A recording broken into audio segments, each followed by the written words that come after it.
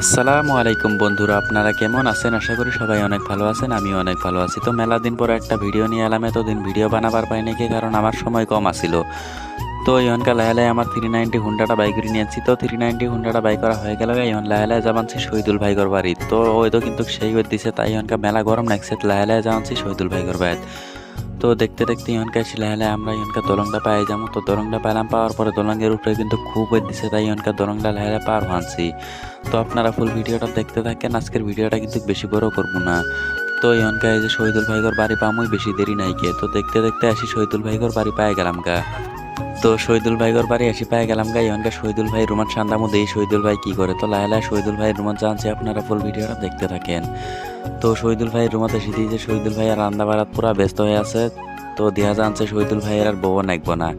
তো আজকের ভিডিওটা আর বেশি বড় করবো না, এত হানিতেই থাক। মেলা দিন ধরে ভিডিও বানাই না, ওটার জন্য আজকে ভিডিওটা বানালাম। তা বাই বাই।